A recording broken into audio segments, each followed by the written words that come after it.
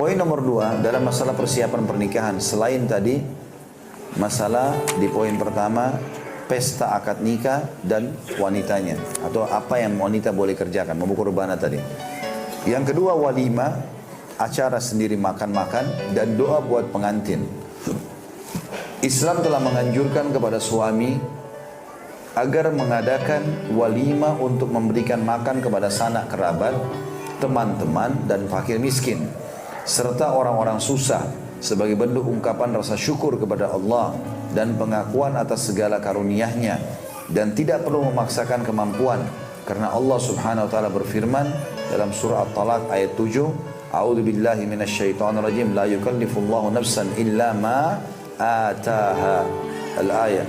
Allah tidak membebani seseorang melainkan sesuai dengan apa yang diberikan Allah kepadanya.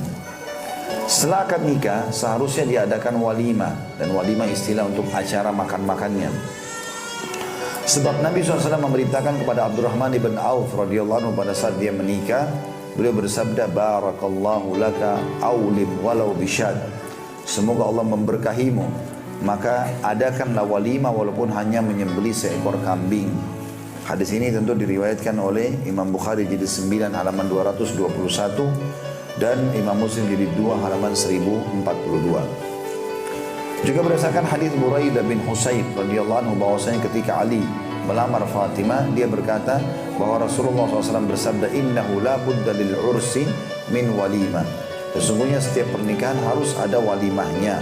Hadis ini riwayat Ahmad jilid 5 halaman 359 dan juga An-Nasai menyebutkan di nomor 10.088.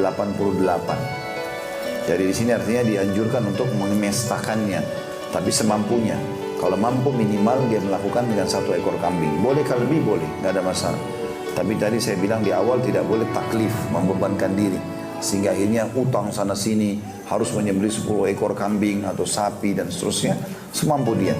Tapi kalau dia mampu ikuti sunnah Nabi SAW minimal 1 ekor kambing sangat bagus. Dari Anas radhiyallahu anhu dia berkata, saya tidak pernah melihat Rasulullah SAW melakukan walimah dengan istri-istrinya sebagaimana melakukan walimah dengan Zainab, karena waktu itu beliau menyembelih kambing. Hadis ini diriwayatkan oleh Imam Bukhari di jilid 9 halaman 237. Ya. Dan juga Imam Muslim jilid 2 halaman 1049. Boleh juga walimah diadakan hanya dengan makanan sederhana, walaupun tidak bercampur dengan menu daging. Karena Anas radhiyallahu anhu berkata, pernah Nabi SAW bermukim di daerah antara Khaybar dengan Madinah selama 3 malam untuk melakukan walimah dengan Sofiyah binti Huyai. Dan saya mengundang kaum muslimin untuk menghadiri walimahnya. Sementara dalam walimah itu tidak disiapkan makanan atau gandum dan daging. Lalu Rasulullah SAW menyuruh untuk menggelar hamparan yang terbuat dari kulit, lalu diletakkan di atasnya kurma, bubuk susu dan minyak samin, dan itulah walimah beliau. Hadis riwayat Bukhari jadi 2 halaman 224 dan Imam Muslim jadi 2 halaman 1043. Jadi hadis ini kalau orang bisa mampu, tadi saya bilang dengan 1 ekor kambing bagus. Kalau tidak mampu cuma 1 ekor ayam tidak ada masalah.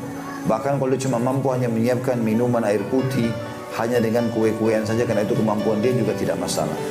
Intinya diadakan iklan ya, dan undang orang terdekat, karena dikhawatirkan kalau tidak nanti kalau bapak ibu jalan dengan pasangannya dianggap itu bukan pasangan halal.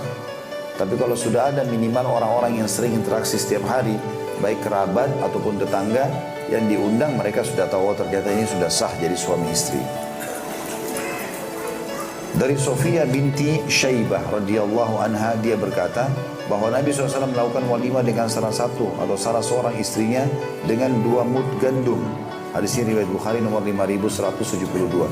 Jadi Nabi SAW pernah mengadakan pernikahan hanya dengan 2 telapak tangan besar orang dewasa gandum. Dari Abu Usaid As-Sa'idi radhiyallahu anhu, dia pernah mengundang Nabi SAW hadir pada walimahnya. Istrinya sebagai mempelai wanita turut melayani para tamu. Seusai makan, Rasulullah SAW diberi minum dari air rendaman kurma yang baru direndam pada malam harinya. Hadis ini diriwayatkan Bukhari nomor 5176, 5182, 5183, Imam Muslim nomor 2006. Artinya Abu Usaid As-Sa'idi radhiyallahu anhu tidak punya kemampuan. Bahkan yang dia mampu adalah menghidangkan kurma saja buat tamu-tamu.